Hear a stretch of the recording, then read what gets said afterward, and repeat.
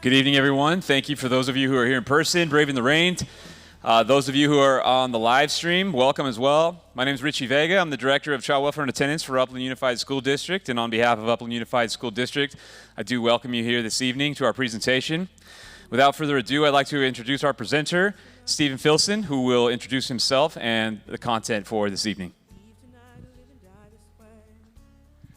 Thank you very much, Mr. Vega.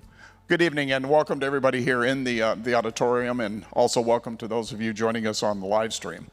As Mr. Vega said, my name is Steve Filson. Most importantly, I'm Jessica's dad. A little bit of history about myself. I'm a product of Huntington Beach, California. I landed eventually in the city of San Bernardino and became a police officer and remained there for 31 years until my retirement. After that particular time, I went to work in the education environment. I'm at a charter school in the city of San Bernardino, and life sort of came to a screeching halt around January 22nd of 2020, when my wife, Cherie, went to our daughter Jessica's home in the city of Redlands and found Jessica and her boyfriend, Nicholas, dead inside. The subsequent toxicology results found that fentanyl toxicity had killed them, and we began our quest into education and environment of fentanyl. Void was formed in June of 2021. Again, we travel throughout the country. Our primary audiences are high school, junior high, and community groups associated with fentanyl. What I'd like to do to start out the presentation this evening is to have you view our documentary. It's titled Dead on Arrival. We were privileged to be asked to be part of it, and it tells the story of four families, my family one, and it's pretty distinct and illustrative of what the problem is. So please view the video. Afterwards, we'll do a brief PowerPoint associated with what the problem is and expand a little bit, and then if possible, I'll answer some questions. But please watch the video.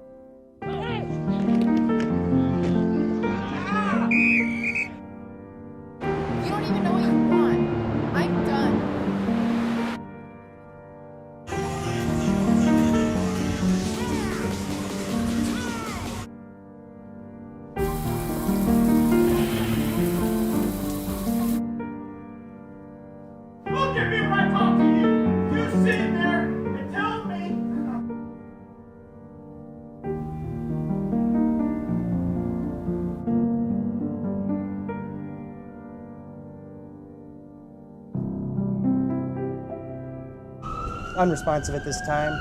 ETA about 2 minutes. Anything further?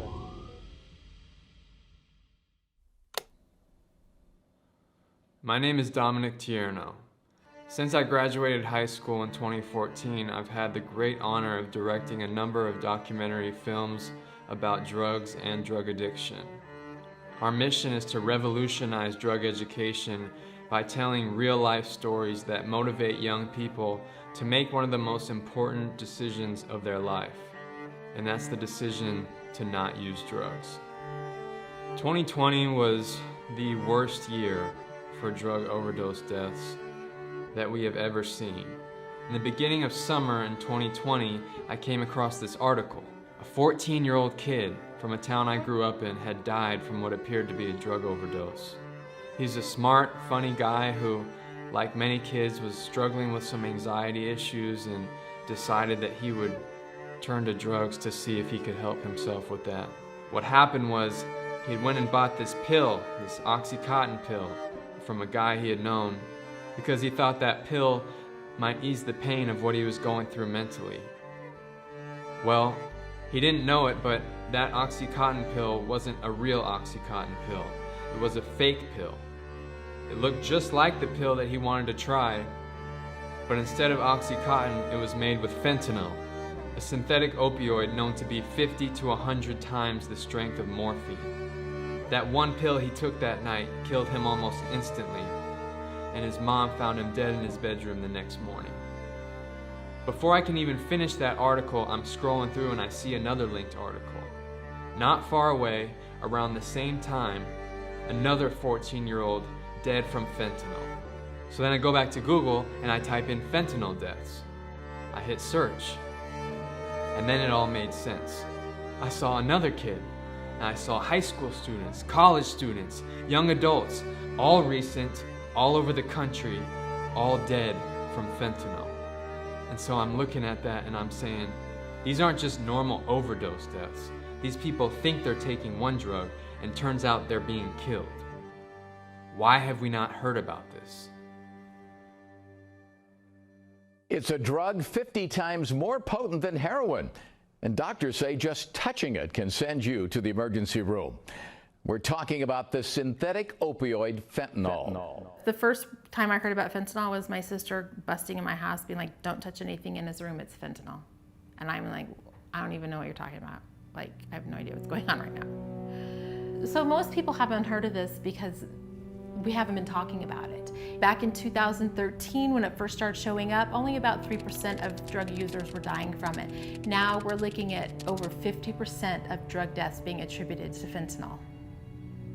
If Alexander could have got a lesson, I wish he knew about fentanyl. I wish he understood that fentanyl poisoning is real and that every time you try something, you're playing with your life. It is pill roulette every time you try it. As a mom of a kid that was just trying to experiment, that's where it is. As a mom of a kid that died just wanting to experiment, I wish I could just shake you and tell you and make it real for you. But I don't know how to do that. I won't be there when you're faced with these decisions. I know that if he knew the effects of his passing, it would crush him. He never intended for me to find him on his bedroom floor.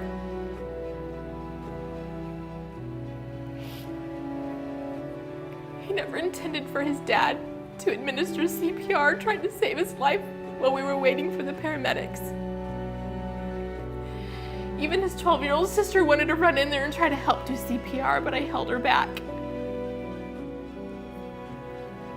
Alex didn't intend for me to see him wheeled away on a stretcher and put into an ambulance.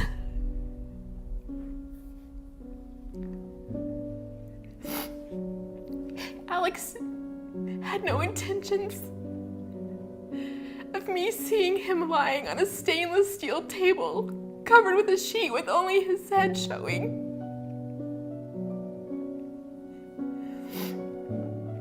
Alex had no intentions of me knowing what it felt like to kiss his face for the last time.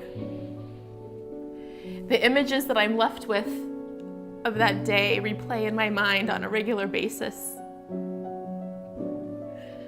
Please do not put your family through this. And please, please, please, I beg of you, learn about fentanyl now. Don't wait until your best friend has died, or a brother or your sister. Learn about it now so you can help your friends. You can tell them, you can warn them. You can be a very important part of saving lives. This would be how much cocaine somebody would have to ingest to kill them. This is the approximate number of prescription pills one would have to ingest to kill them.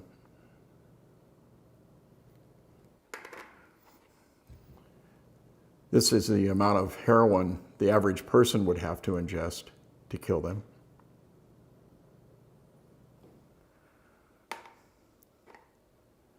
Fentanyl. You're going to have to bring that camera up here real close to see it. This much fentanyl would kill you and I if we split it. They put fentanyl in cocaine. They put fentanyl in heroin. They put fentanyl, as we already know and talked about, into counterfeit pills. It's odorless, it's tasteless, you don't know it's there. And when you find out it's there, it's too late. You won't even know it. You'll be dead. 2,500 people would be killed by that amount of fentanyl. Does that sound like a drug to you? Does that sound more like a poison? I was a police officer for 31 years, and during my time in narcotics, I'd never heard of fentanyl. In homicide, I saw many, many tragic things. I saw people that were killed by shootings, stabbings, beatings. Nothing that I saw at that particular time would have ever prepared me to see Jessica. I was at work. I got a telephone call from my wife, Cherie. She was frantic, uncontrollable, screaming into the phone about Jessica. And I knew something had happened. Jessica lived with her boyfriend, Nicholas, and a stupid decision in which they ordered and had some cocaine delivered to them, to their house, resulted in them ingesting it. And my daughter, at that particular time, became forever 29 years of age. Jessica didn't want to die. She has a beautiful daughter, Alara, who is now with Cherie and I, and we are raising. And she had everything to live for. Jessica knew about fentanyl, from talking about this issue after she died with her friends. I discovered that Jessica had a friend that had even died a couple of weeks prior to her death. And Jessica had spoken to her friends about being afraid. Well, if you knew about it, why would you even risk it, sweetheart? You knew it. Why did you make that bad decision? Who knows? Those are things that you'll never answer. We're just trying to prevent it from happening to somebody else. Dealers are using social media to show off what they've got, infiltrating feeds of ever younger teens curious about this flashy lifestyle. With more addicts and overdoses by the day, they've got drivers on demand delivering any drug to your door 24/7. Social media app has changed the game when it comes to narcotics. Fentanyl's all over the place, and just massive amounts of it. And some of them are going to fall trap to that. 4 years ago, DEA in Arizona seized 0 fentanyl.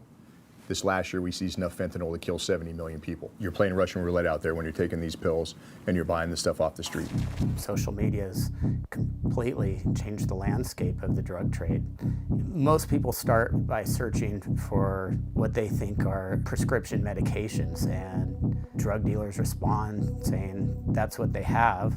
But what you have to be careful about is what you're asking for and what you get can be two different things. And if you're buying this stuff from somebody online, their bottom line is they're just looking to make a quick buck. They don't have your best interest in mind. They'll tell you whatever you want to hear. Unless you're getting these drugs from your doctor or a licensed pharmacy in a bottle that has your name on it, you may as well assume these drugs are fake. You're not getting the real thing. Fentanyl's literally taken over the drug market. It's in everything. It's in meth, it's in cocaine. Obviously the counterfeit pills that are out there, we're starting to see it showing up now in marijuana. The people who make this stuff, who are putting the fentanyl in everything, they have one goal: to get you hooked. Fentanyl is highly, highly addictive. They're gonna trick you into thinking you're getting something you're not, to take you down that rabbit hole, to get you hooked on fentanyl and have you become an addict. Because to them, you're a customer, and you'll be a returning customer at that point. One of those times, you're gonna get enough fentanyl to kill you. Alex was in her bedroom at night, getting ready for bed. She went on social media in search of oxycodone. It wasn't hard for her to find a drug dealer, and she had what she thought was oxycodone delivered to our house. One pill had enough fentanyl to kill 5 people. My daughter took half of this pill and died instantly. In an instant, my life was changed forever. My last memory of my daughter of her being wheeled out on a gurney. I saw my daughter brought into this world, and I saw her leave this world.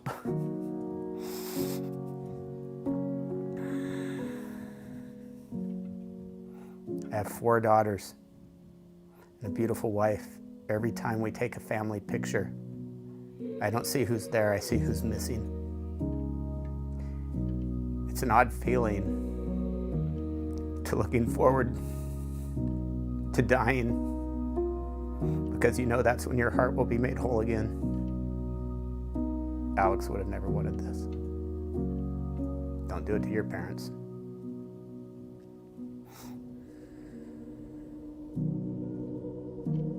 It's the end of the world at the palm of my hand. If you can't come with me, I'll understand.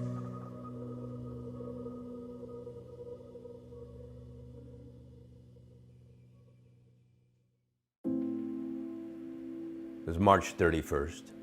And that evening was one of the most special evenings we had had in a long time. I told him to come downstairs. And I wanted to hug him. I don't know why. And he came down the stairs and he hugged me and he said, "Dad, I'm so sorry for all the things that I had put you through in the past." And I said, "Don't worry about it, Daniel. You're just a kid and you're just learning, but you're going places. You got a great future coming ahead of you. I'm just so proud of you. You have no idea." All right, Dad, good night. Love you. Good night, son. I love you too. See you tomorrow morning. Next day, about 8 o'clock in the morning, when I walked into his room, he was in a lying position facing up against the headboard with his hands over his chest. And I saw his eyes. He had a little blue on top of his lips. I screamed at the very top of my lungs, "Daniel! Daniel! Daniel!"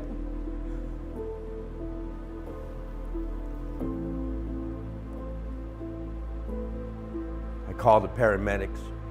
They carried him down the stairs and put him on the first floor and started doing chest compressions. And then they took him to Los Angeles Children's Hospital, where we were put in a waiting room. And later on that evening, a team of doctors came in. And they said, "Your boy is just a shell of a boy that he was before. He's not coming back." My only child.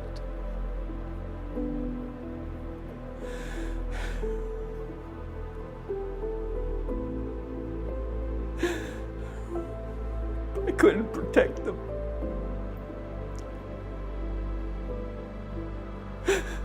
I couldn't save his life.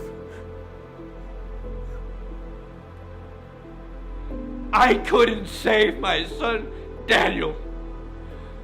My son is gone. It wasn't supposed to be this way.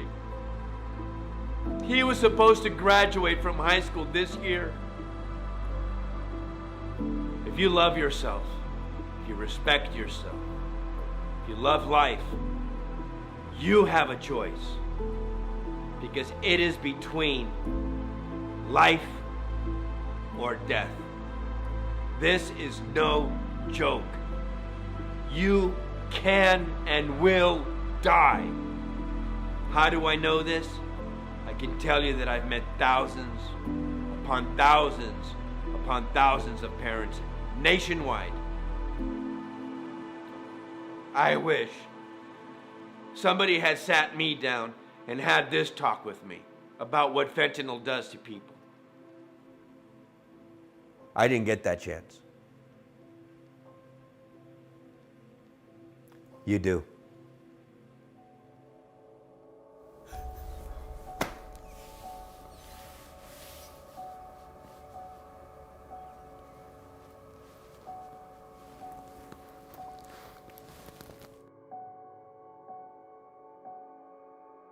You know, there's always been one main problem with the films that we make, and it's the reason why we try to keep them as real and as relatable as possible.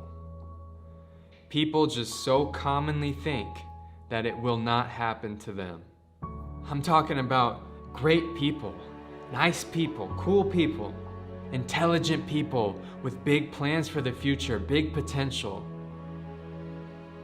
Gone because of one choice they didn't know would end their life. Fentanyl is coming for anyone and everyone.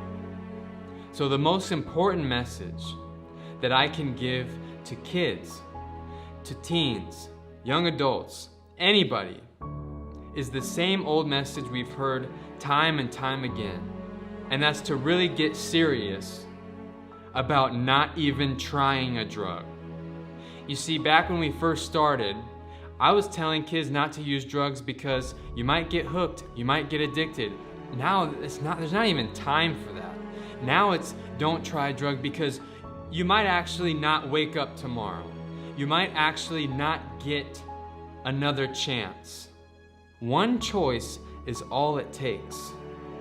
If you don't believe that, I guarantee you, at this point, there was someone very similar to you who wished they could be here right now to look into the camera and look into your eyes and say, don't do it. Please don't do it. Please, I wish I wouldn't have done it. Don't do it. Don't risk your life. So my question for you is, are you going to listen? Or will it be your family and your friends holding your picture, wishing they could have been there to tell you?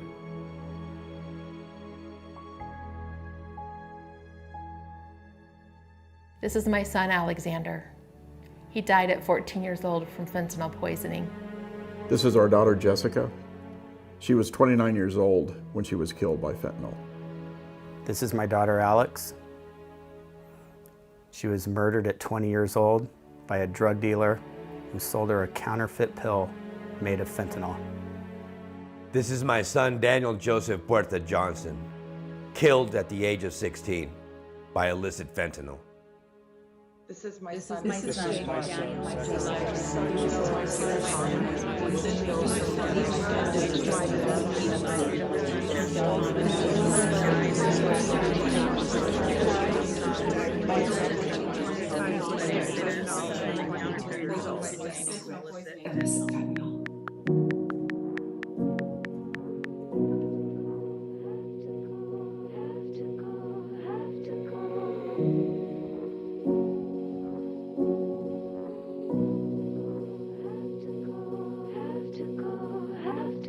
The end of the world at the palm of my hand. And if you can't come with me, I'll understand. I'll understand.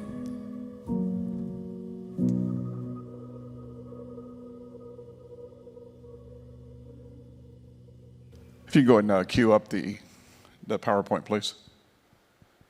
Again, on the left here, this is Jessica. That photograph was taken probably about 3 months before her death.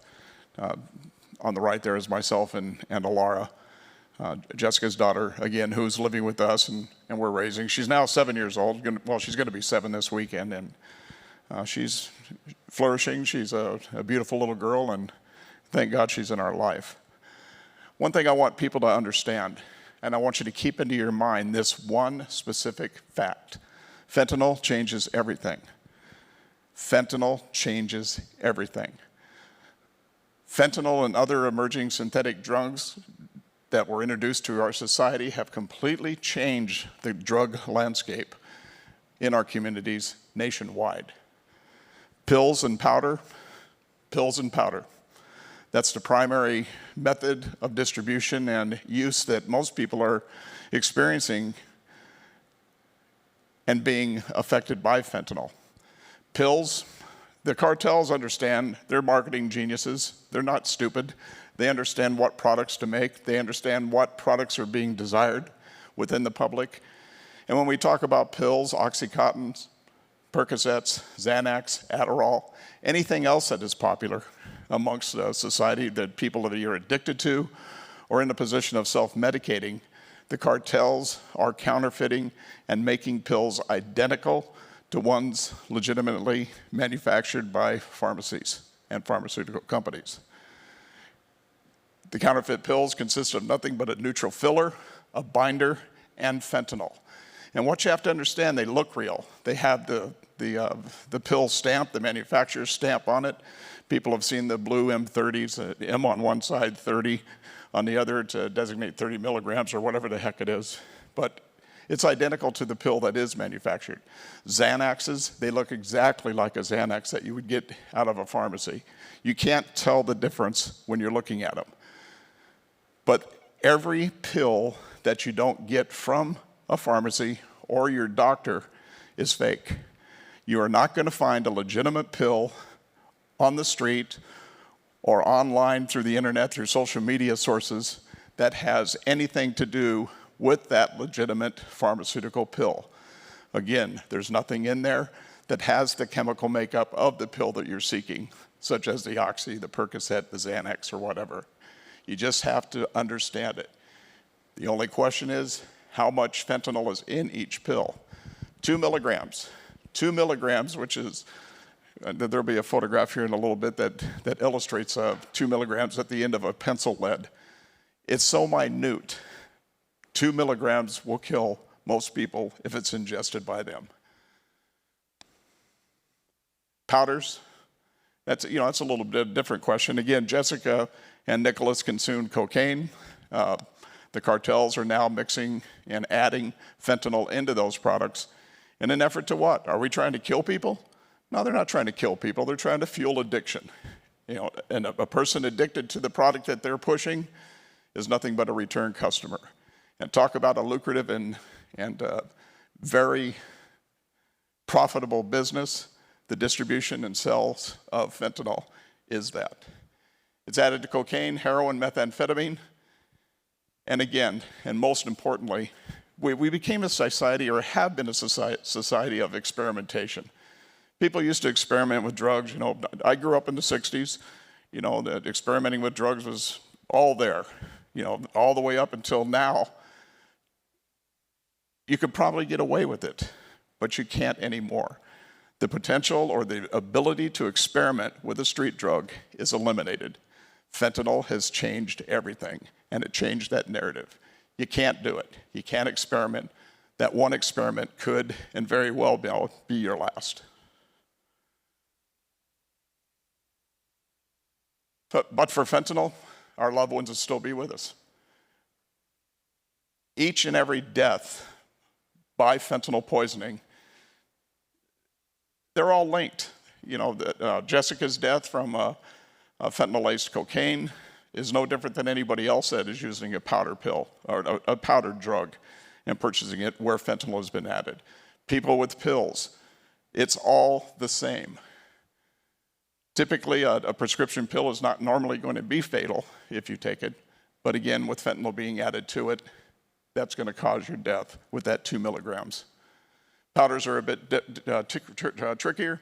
Again, in Jessica's case, but for fentanyl, she and thousands of other people would still be alive. Cocaine didn't kill my daughter. Cocaine didn't kill Nicholas. Fentanyl killed them.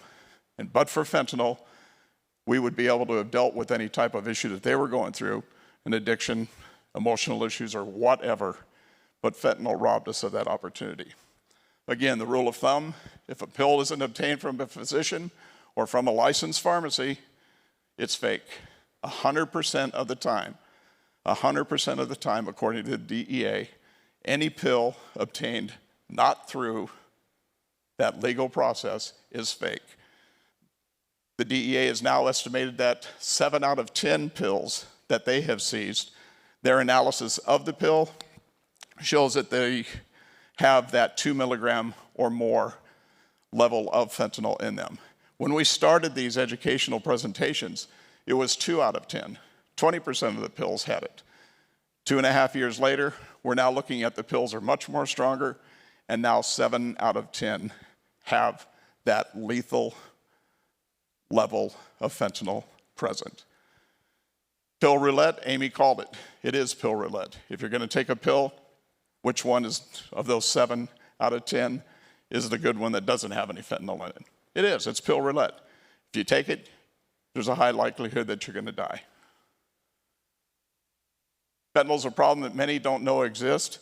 And I know everybody here, there's a couple of families that are here that sadly have suffered the loss of their own children through fentanyl poisoning. And I'm sure there are people that are on the live stream who have experienced the same thing. I know Upland High School last year had a student that was killed from fentanyl poisoning. It's there. The story is the same. When we started doing the presentations, we would ask how many people have heard of fentanyl before our presentation. A lot of people, not many people raised their hand. Now it's very rare that we have an audience in which people have not heard about fentanyl. The only thing that they're really sort of still uneducated about is the method in which it's distributed and how it's presented to people and how they are dying. Again, pills and powder. We recognize that knowledge is power, and we think that education and awareness is the first and most effective level of harm reduction out there. Give us an audience, we'll tell you the facts, and hopefully that information will stick in your head. And if an opportunity ever arises in which somebody offers you something, you will know the potential danger and you will resist and not do it. You just can't do it anymore. Again, here's an illustration of what 2 milligrams of fentanyl would look like. That's the end of a pencil lead. Look at how minute it is. We all know how big a pill is.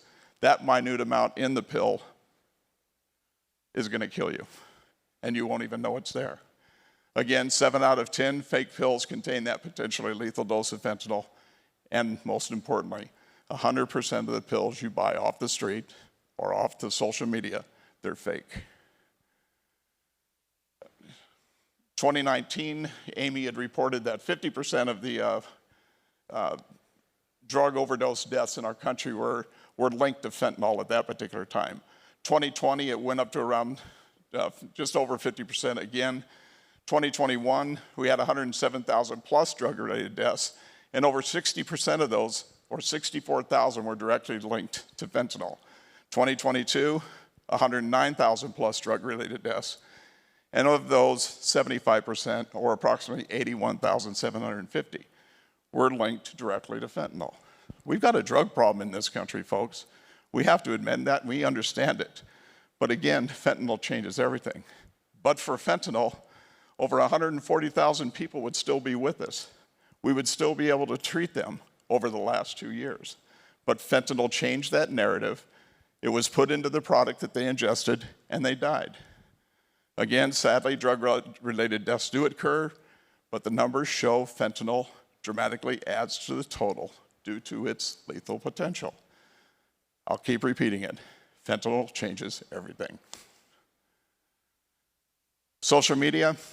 I think social media is one of the most evil platforms and tools that are out there. The cartels recognize it. They know what kids use to communicate. They know what kids use to try to get things. And it's not just drugs. We're talking about, sex trafficking and any other type of nefarious activity that goes on happens on these social media sites. Amy, Daniel, and Alexander, they all obtained the pills that they were killed with off of social media. Again, they ordered it off social media. It was delivered to their house, just as simple as ordering a pizza from Domino's. You can't trust it. There's nothing legitimate that you get off social media. Understand what goes on. Families, parents, please obtain the knowledge necessary so that you know what goes on here. Talk to your kids. Make sure they're aware of it. And let them understand that privacy is one thing, but their right to privacy is limited to the fact that you need to be able to know what they're doing in order to protect them. Kids don't have that level of responsibility at this particular time to protect themselves. That's our responsibility. Stay on top of it. Communicate with your kids and make sure they're not being subjected to or being influenced by anything with social media. Not only Snapchat, but we're talking Instagram, TikTok, anything else, it's out there. Why do young people use drugs? I wish I had the answer, but some of the problems there that they perceive that there's little risk. It can ease their pain, both physical or emotional, that they may be experiencing, relieves boredom, feels good. They forget their troubles and relax, satisfy their curiosity. They feel grown up, show their independence, or they belong to a specific group of people that are experimenting or using drugs. Again, that magic word, don't experiment. You can't do it. It's going to kill you. Regardless of the why, you have to understand there are other alternatives. If you're going through some emotional issues, talk to a counselor, talk to your teacher, talk to your best friend, talk to your families. Seek professional help from someone. There's nothing shameful about seeking help and talking to somebody that might help you walk through the problems that you're experiencing. Anything's better than trying to self-medicate from something that you get off the street that is going to potentially kill you. Risk factors, there's a lot of risk factors present, but more likely a child may be to seek relief by using drugs and develop problems. And some of those are, in school, they may have low grades or they're failing. They're victims of bullying or cyberbullying, low self-esteem, permissive parenting, parents or older siblings that use drugs themselves or alcohol, living in a community with a high tolerance for smoking, drinking, and drug use amongst their youth, the belief that there's little risk in using a drug. Well, we know now that there's nothing but high risk in this day and age of using drugs because of fentanyl. Schools without strict rules and consistent enforcement surrounding the use of tobacco, alcohol, and drugs. And I'm sure the Upland Unified School District and Upland High School and everybody else has restrictive rules and regulations and policies that say you can't do that. All I can do is urge to enforce them. Be consistent. Make the consequences fair, but make sure it's eliminated as best as possible. It's going to kill somebody. Recognizing an opioid overdose, signs of an overdose, loss of consciousness. You find somebody down and they're out, unresponsive to outside stimulus. In other words, pinching, some type of pain to their sternum, pressure on it, they don't react to it. They're awake but unable to talk. Breathing's very slow and shallow, erratic, or it's completely stopped. For lighter-skinned people, the skin tone turns bluish purple, or darker-skinned people, it turns grayish or ashen. Why is that? What happens? Why is your skin tone changing? It's called oxygen deprivation. When opioid gets in there, that receptor goes up there and controls that part of your system that makes you breathe, that part of your brain that makes you want to breathe. If you're not breathing, your blood and your brain's not getting oxygen, and you're going to change colors. Choking sounds or a snore-like gurgling noise, sometimes referred to as a death rattle. It's the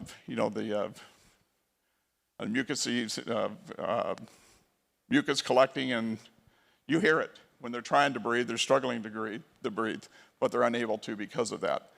Vomiting, the body's very limp. Their face is very pale or clammy. Fingernails and lips again turn blue or purplish black. Their heartbeat through a pulse is slow, erratic, or doesn't exist at all. What do? Call 911 immediately. Call them immediately. If available, administer Narcan, which we know is an opioid antagonist. Narcan will reverse the effects that are causing you to not breathe and everything else from an opioid. The miracle of Narcan, which is the brand name of naloxone, the miracle of that particular drug is, even if you're not suffering from an opioid overdose or the influence of an opioid, it's not going to kill you. The only thing this can do, it will save you if an opioid is the cause of your physical distress. It'll reverse the symptoms if you've stopped breathing. If it's administered in time, it can reverse that and make you breathe again.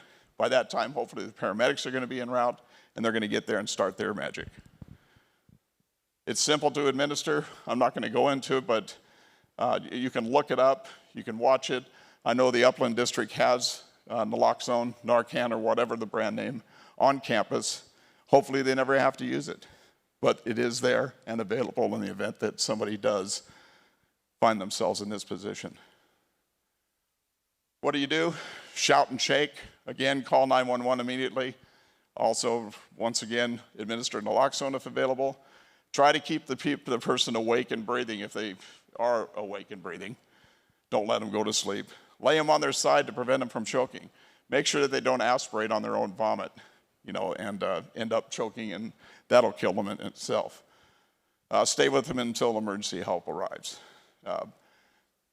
5 steps, it's over there. It just sort of reemphasizes what to do. And again, what now? Once and finally, Boyd believes education and awareness is the first and most effective form of harm reduction that we have. Knowledge is power. You need to use that knowledge. You need to carry that knowledge of illicit fentanyl into your communities, into your own families. Go to our website, stopthevoid.org. The video is there in both English and it's been translated into Spanish. Watch it. Watch it with your family. Watch it with your friends. There's distributed anywhere. Share it. Send it to all your friends in Facebook. There's no copyright or distribution restrictions or anything. Watch the darn thing. You saw the power of it, and you know what the stories are all the same. They're virtually the same. Somebody is being deceived, and they're being deceived to death. Never be of the mind if it won't happen to me, it wasn't supposed to happen to us. And again, remember, fentanyl changes everything. That's my email address, and that's my phone. If anybody wants to copy that down, I'll give you a business card afterwards. But if you have any questions, please get a hold of us. If you want a presentation, call us. Again, give us an audience. I'd love to have an auditorium filled with students portraying what the danger is. And every time we've done it to classes, and we do it from grades 6 through 12, typically in the middle school and high school, they're riveted by the information that they see. And we do a Q&A with them. They come across with the most remarkable questions. Kids aren't stupid. And sadly, a lot of the kids that we make presentations to have suffered the effects of this, not only in their own families, but through friends. But anyway, that's the end of this particular portion of the presentation. If anybody has a question you'd like to ask me, and you can go ahead and do that. If not, we're good. But I want to thank the Unified School District in Upland, the Upland Police Department, for putting this together. Again, we can't thank you enough. If you want us, call us, and we'll be wherever you want.